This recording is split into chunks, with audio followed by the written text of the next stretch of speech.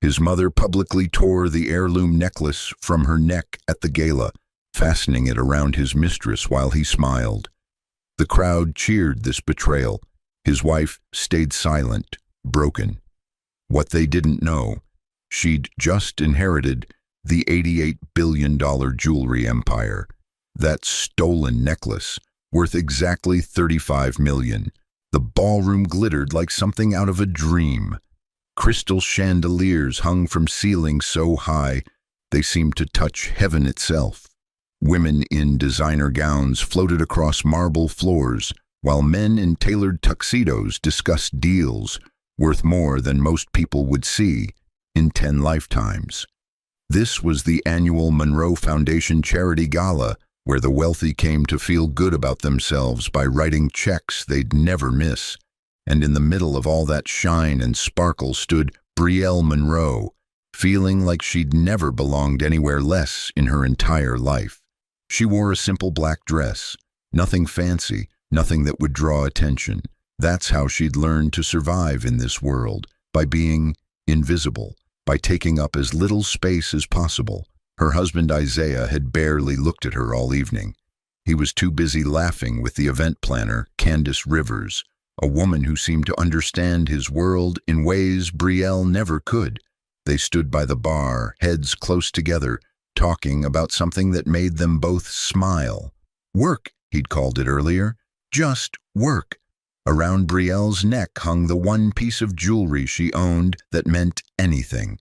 A diamond necklace her grandmother had given her 2 weeks ago, right before she passed. Brielle's fingers touched it gently, feeling the weight of it against her skin. Her grandmother Lucille had pressed it into her hands, with tears in her eyes, saying it belonged to Brielle's mother, a woman Brielle had never known. "Keep it close, baby girl," Lucille had whispered.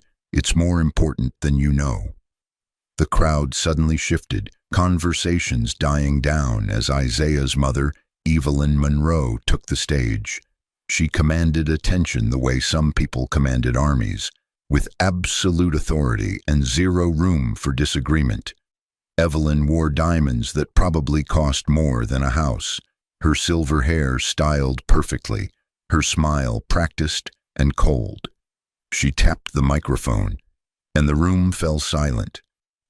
"Thank you all for being here tonight," Evelyn began, her voice smooth as silk and twice as dangerous. "The Monroe Foundation has always been about giving back, about recognizing true value and worth." Her eyes scanned the crowd and landed on Brielle. Something in that look made Brielle's stomach drop. "Tonight, I want to share a special moment with all of you." Brielle felt every eye in the room turn toward her. Her throat went dry. "Brielle, darling, would you join me on stage?" It wasn't a request. Brielle's legs moved on autopilot, carrying her through the crowd toward the stage. She could feel people whispering, could sense their judgment like heat on her skin. The village girl. That's what they called her when they thought she couldn't hear. The woman who'd somehow tricked their golden boy Isaiah into marriage. She climbed the steps, and Evelyn's smile grew wider, colder. "This necklace," Evelyn said, reaching toward Brielle's throat, "is quite beautiful. A family heirloom, I'm told." Her fingers touched the diamonds, and Brielle felt her heart start to race. But you see, heirlooms deserve to be worn by someone who truly understands their value, someone who belongs in this world.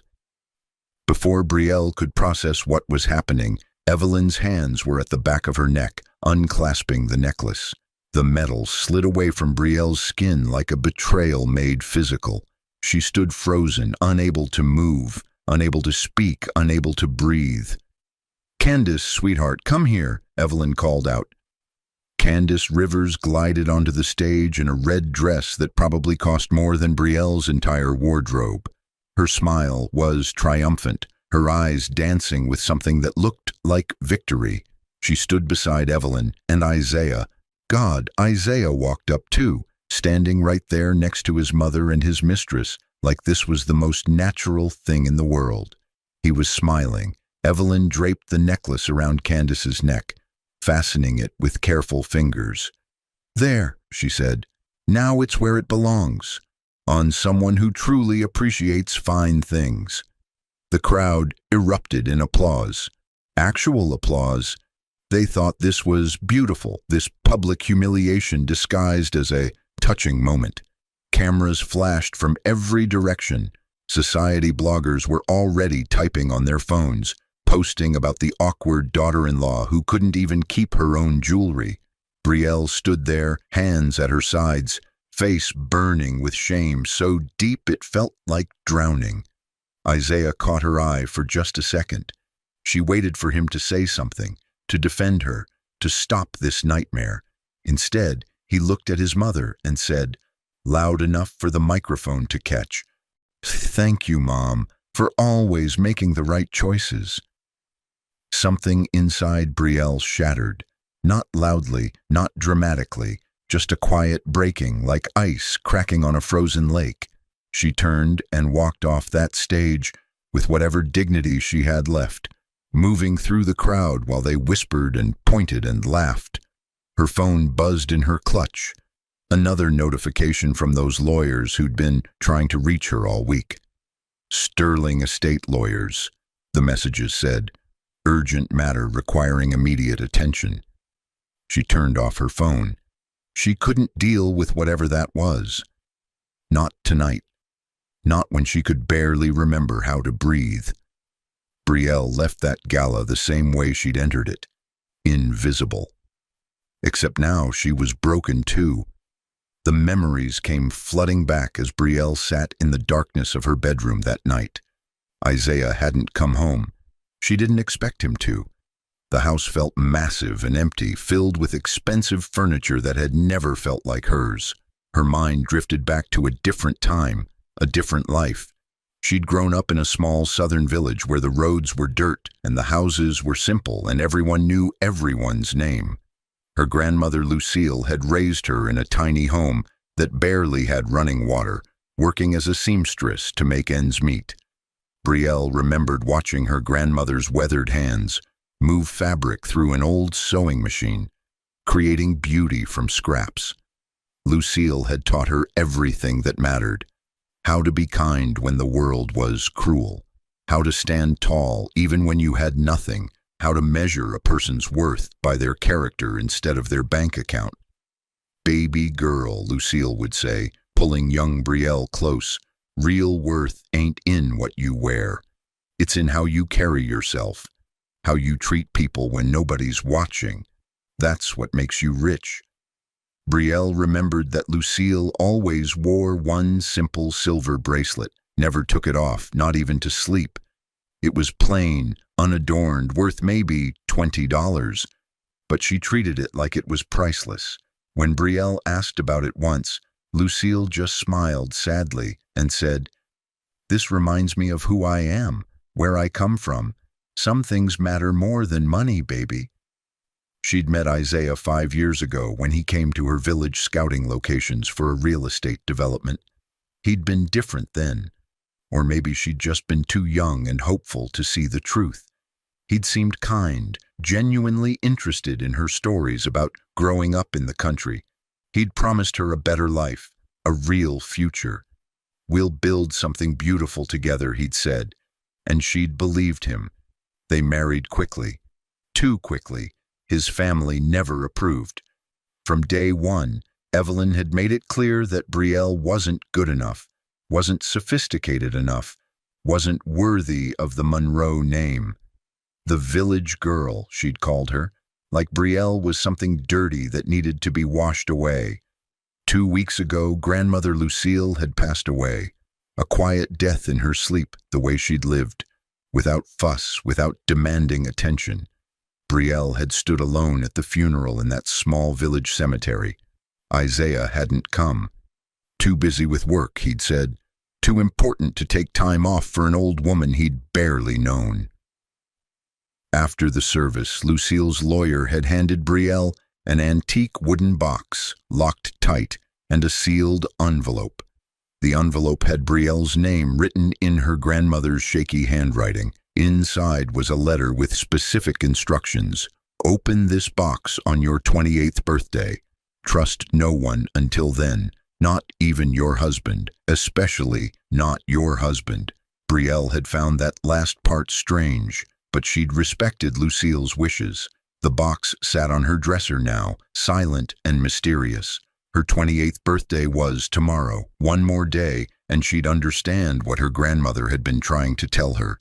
The necklace Evelyn had stolen tonight. That had been Lucille's final gift.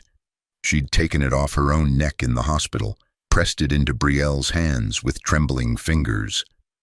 "This belonged to your mother," she'd whispered. "I kept it safe all these years.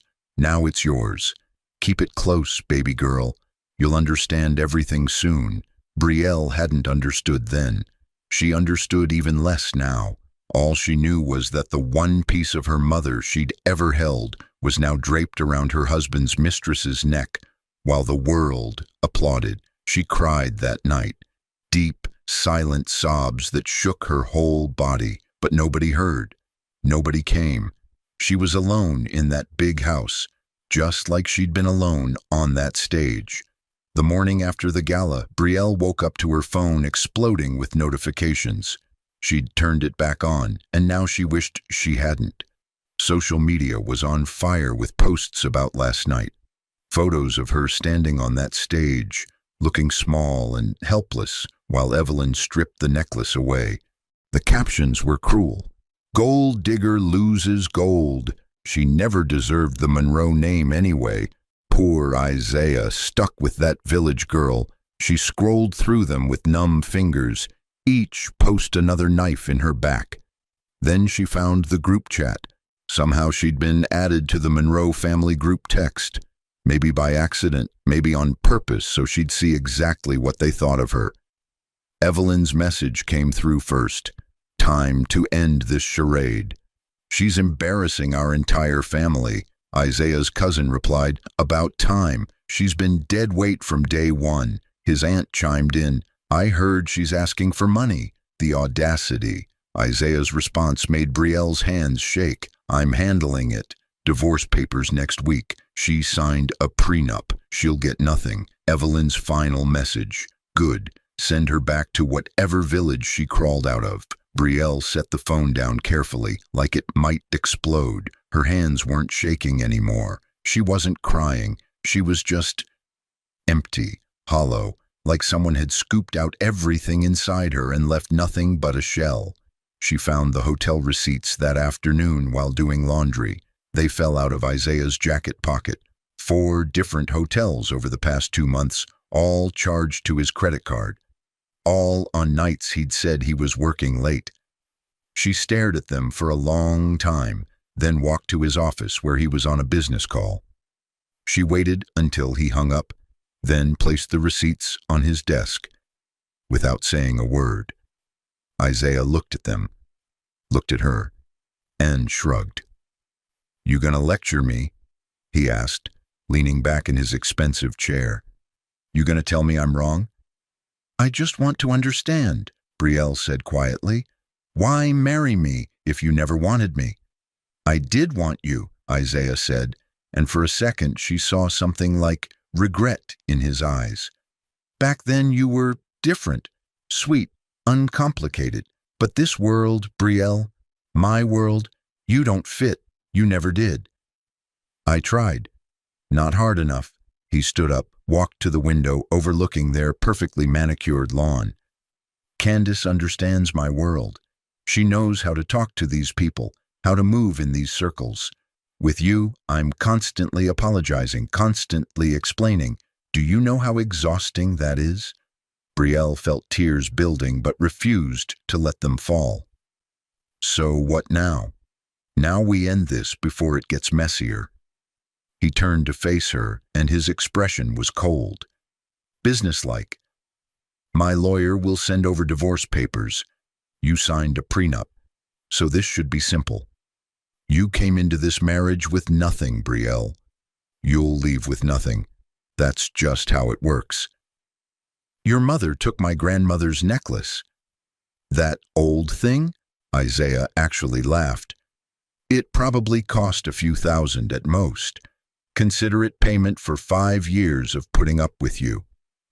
Something in his words, in the casual cruelty of them, finally broke through Brielle's numbness. "I loved you," she whispered. "I know," Isaiah said, and that was somehow worse than anything else. "I'm sorry it wasn't enough." He walked out of his own office, leaving her standing there. That afternoon, while Brielle sat in the kitchen, staring at nothing, she heard laughter coming from somewhere in the house. She followed it to the formal dining room and found the door cracked open. Inside, Evelyn was hosting lunch. Isaiah was there. Candace was there too, sitting in Brielle's usual seat, wearing that stolen necklace like a trophy. Isaiah's aunt and uncle had joined them along with his cousin. They were all eating expensive food off expensive plates, drinking expensive wine, having the time of their lives. "Did you see her face?" Candace was saying, and they all laughed. "Standing there like a deer in headlights. I almost felt bad." "Don't," Evelyn said, cutting into her steak. She knew what she was getting into when she married above her station.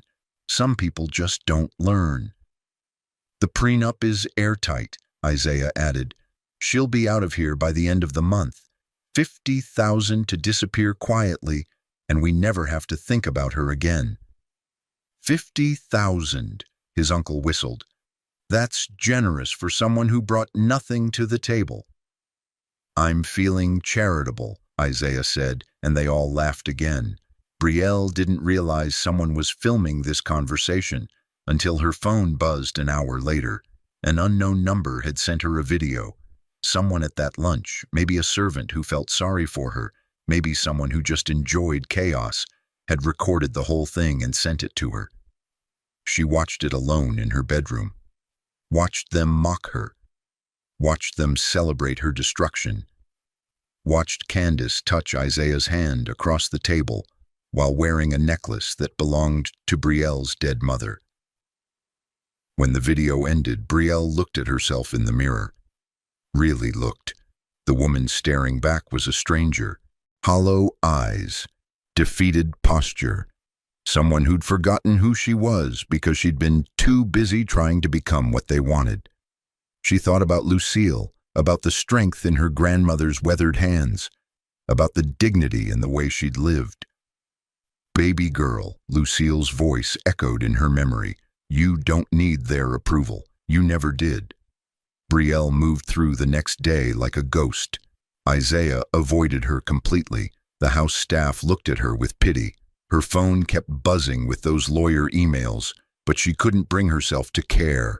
Tomorrow was her birthday.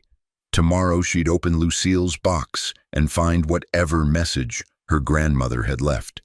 But today she just tried to survive. That night she finally read one of the lawyer's emails. Just one. The subject line caught her attention. R.E. Sterling Jewelry Dynasty Inheritance. Action required. Sterling. That had been Lucille's maiden name. Before she'd married Brielle's grandfather and moved to that little village, she'd been Lucille Sterling, but she'd just been a seamstress. Hadn't she? Brielle opened the email with shaking hands.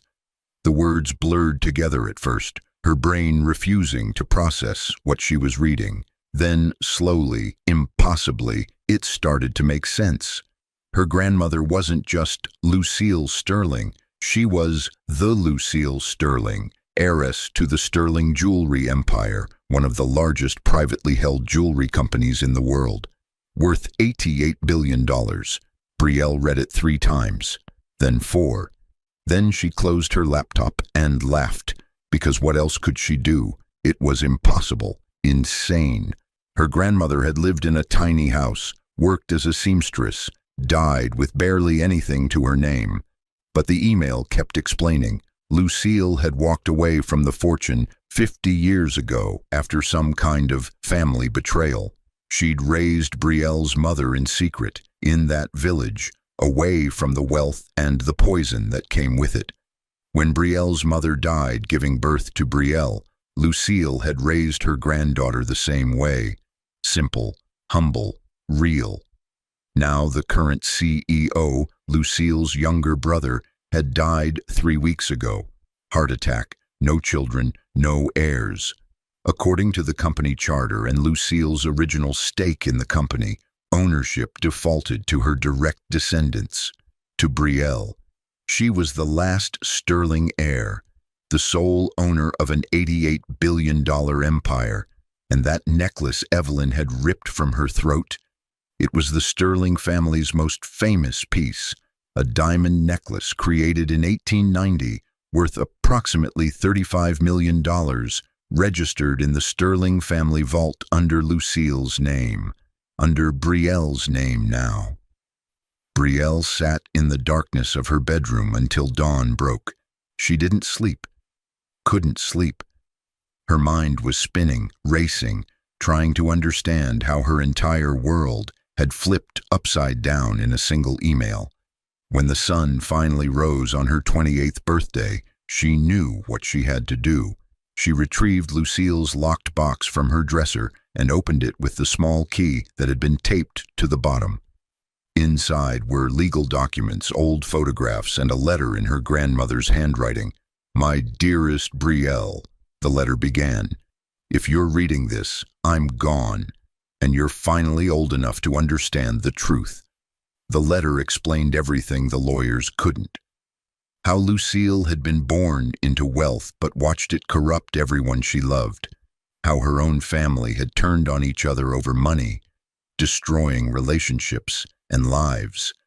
How she'd walked away from all of it to find something real, something pure.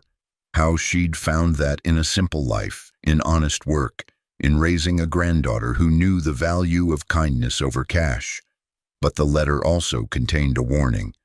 "The Sterling name comes with power, baby girl. Use it wisely. Use it like I taught you, to lift people up, not tear them down. Don't become what I ran from. Stay who you are, but don't let anyone make you small ever again." The final paragraph made Brielle's hands shake. "That necklace I gave you, it's more than just diamonds. It's proof of who you are. If anyone ever tries to take it from you, take everything from them. Not out of revenge, baby, out of justice. Show them that real power doesn't need to shout. It doesn't need to humiliate. It just is." Brielle folded the letter carefully and placed it back in the box. Her phone rang, the estate lawyer, right on time. "Ms. Sterling," the woman said, and hearing that name felt like putting on clothes that finally fit. "We need you to attend an emergency board meeting tonight at Sterling headquarters. The company requires formal transfer of ownership, and there's an annual gala being held at the same venue. We thought it would be appropriate timing." "What kind of gala?" Brielle asked, though she already suspected the answer. "Sterling Jewelry hosts it every year for our major donors and partners. Quite exclusive. The Monroe family will be there. They donate significantly to our charitable foundation." Brielle closed her eyes and smiled. God really did have a sense of humor. "I'll be there," she said. "Tell the board to prepare the transfer documents, and tell security to expect some unexpected drama." That evening, Isaiah, Evelyn, and Candace walked into Sterling Jewelry headquarters like they owned the place. The building was magnificent, 70 floors of glass and steel in downtown Manhattan, gleaming like a diamond itself. The annual gala was held in the grand ballroom on the top floor, with floor-to-ceiling windows overlooking the city. Candace still wore the necklace. She'd barely taken it off since the Monroe Gala 3 days ago, posting photos of it on social media with captions about being blessed and favored. She hung on Isaiah's arm while Evelyn walked ahead of them, greeting other wealthy attendees with air kisses and fake warmth. "Have you heard from Brielle?" Candace asked Isaiah as they took their champagne from a passing waiter. "No," Isaiah said, sounding bored. "She's probably still crying at home. The divorce papers are being delivered tomorrow." "Poor thing," Candace said, not sounding sorry at all. She never really stood a chance in this world. The room buzzed with conversation and laughter. A string quartet played Vivaldi. Diamonds glittered on every neck, every wrist, every ear. These were the people who moved markets, who shaped economies, who treated millions like pocket change. Then the lights dimmed. A spotlight hit the main stage where the board chairman stood at the podium. He was an elderly black man in an impeccable suit, his silver hair perfectly groomed. He tapped the microphone and the room fell silent. "Thank you all for attending our annual gala," he began. "Tonight is special for many reasons. As many of you know, we recently lost our CEO and majority shareholder. His passing left a void in our company and our hearts." Evelyn leaned toward Isaiah. "Who's taking over? I heard they were courting some tech billionaire." The chairman continued. "However, according to our company charter and the original ownership agreements, Sterling Jewelry has always been a family business. And tonight, after 50 years, the Sterling family returns to claim what's rightfully theirs." Murmurs rippled through the crowd. People were confused. The Sterling family had disappeared decades ago. Everyone thought the line had died out. "Ladies and gentlemen, it is my absolute honor to introduce our new CEO and majority owner, the sole heir to the Sterling Dynasty." The main doors at the back of the ballroom opened. Every head turned. Brielle walked in. She'd transformed completely. Her hair was styled in elegant waves. She wore a black gown that moved like liquid shadow, designer but understated, powerful in its simplicity. Diamond earrings caught the light, real ones probably worth more than everything in that room combined, but she wore them like they were nothing. She walked through that crowd the way queens walk through peasant villages, aware of her power but not needing to flaunt it. Her eyes swept the room and landed on Isaiah, on Evelyn, on Candace. Their faces had gone white. "Brielle Sterling," the chairman announced as she reached the stage. "Welcome home." She took the microphone with steady hands. When she spoke, her voice was soft, but it carried to every corner of that massive room. "Good evening," she said. "Many of you know me as Brielle Monroe." She paused, letting that name hang in the air. "That name ends tonight." Isaiah tried to move toward the stage, but security, Sterling's security, blocked his path. Brielle continued. "My grandmother, Lucille Sterling, walked away from this empire 50 years ago because she believed there were more important things than money. She raised me to believe that too. She taught me that real worth lives inside you, not in what you wear or where you come from or how much money you have in the bank." She looked directly at Evelyn. "She taught me that humiliating people doesn't make you powerful, it makes you small." Evelyn's face flushed red. 3 days ago, Brielle said, her voice never rising, never breaking, "I attended a gala where I was publicly humiliated. Someone ripped a necklace from my throat and gave it to another woman, while the crowd applauded. They thought they were taking something worthless from someone worthless." She nodded to security. They approached Candace, who'd started backing toward the exit. "That necklace," Brielle said, "is a Sterling family heirloom created in 1890. It's worth $35 million, and it was stolen from me." Candace's face went from white to green.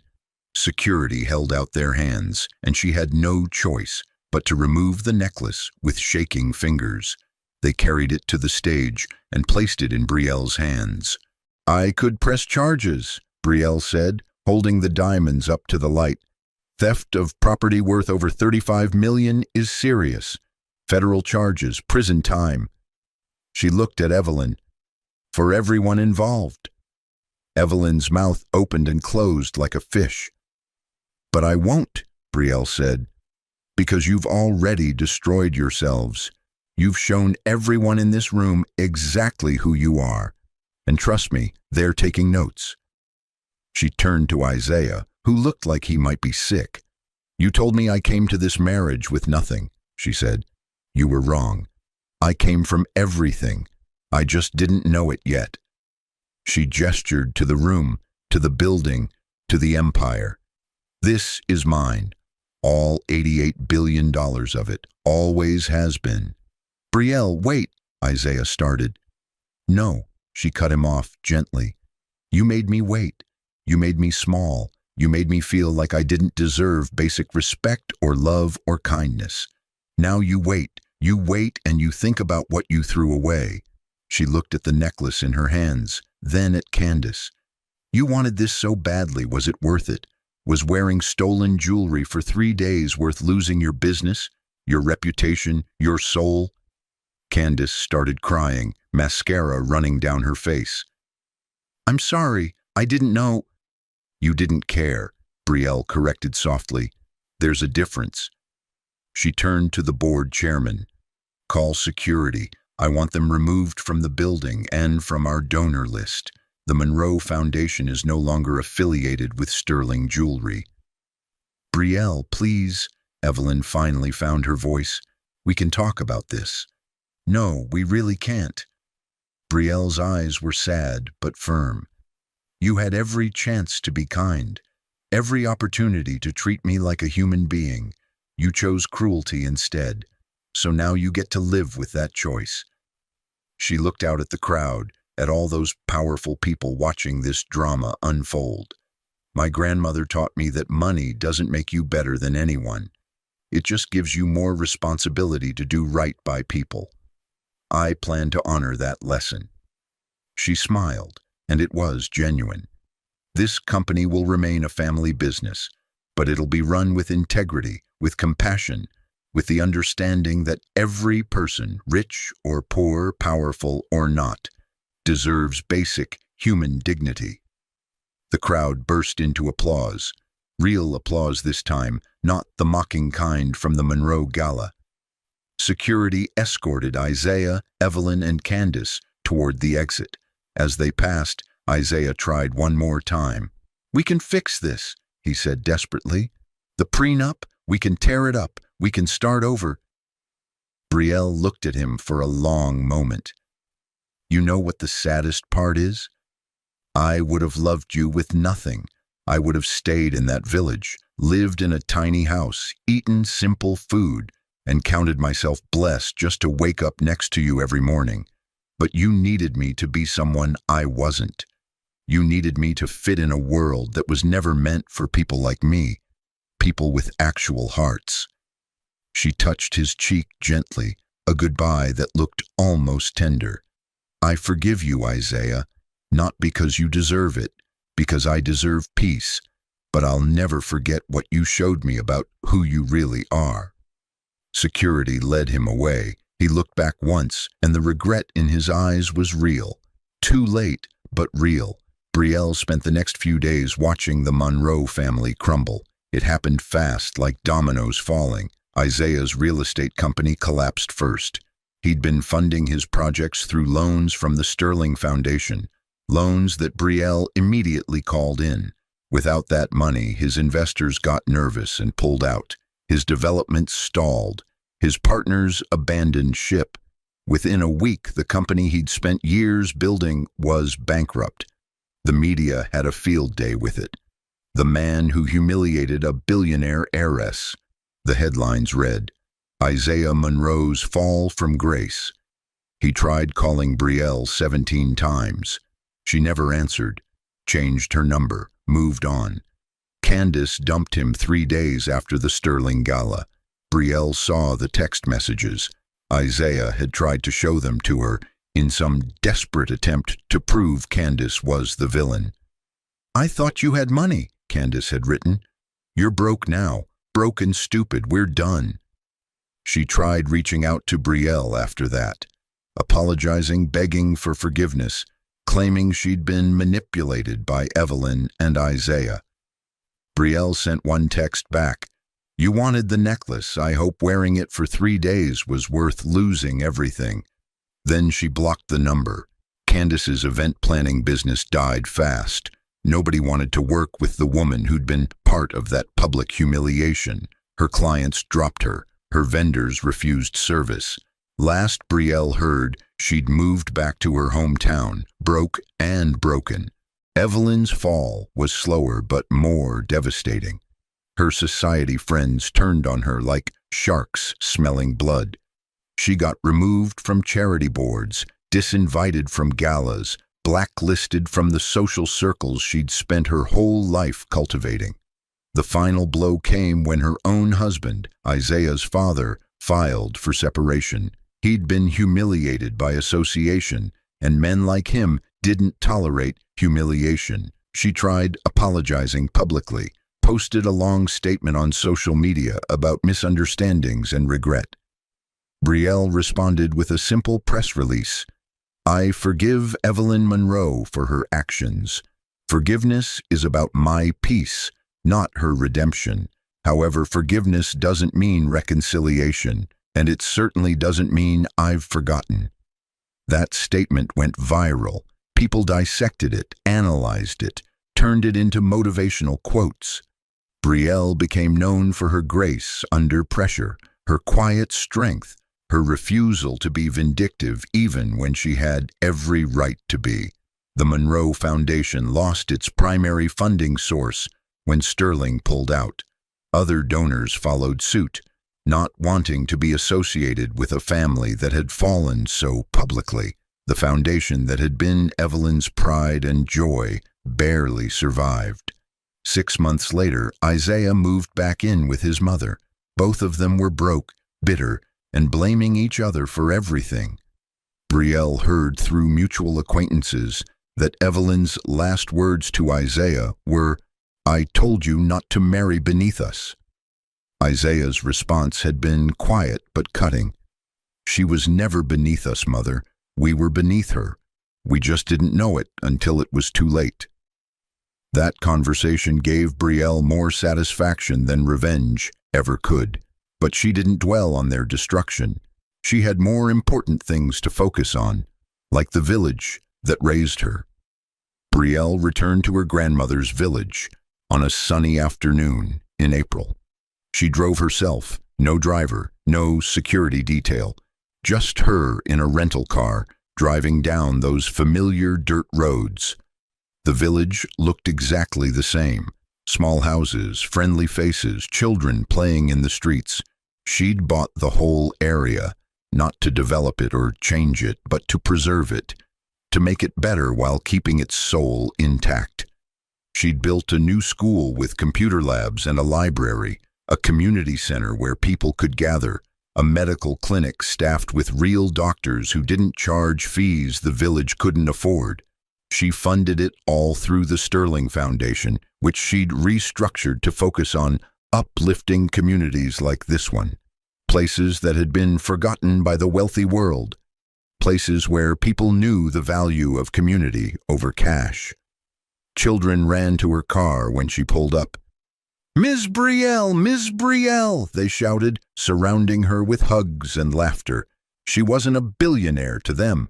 She was just Brielle, Lucille's granddaughter, the girl who'd grown up walking these same roads. She visited Lucille's grave that afternoon, placed fresh flowers on the headstone.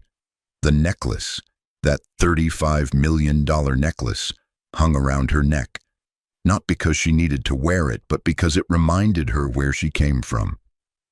"I understand now, Grandma," she whispered, kneeling in the grass. "You taught me that worth isn't in what you have. It's in what you give, how you treat people, how you rise without needing others to fall."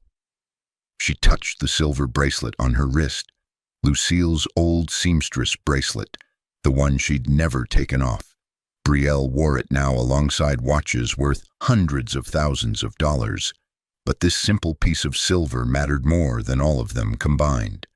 "I'm keeping this one close too," she said, "so I never forget." She ran Sterling jewelry with the same principles Lucille had taught her. She treated employees with respect, paid them fairly, created opportunities for people from backgrounds like hers.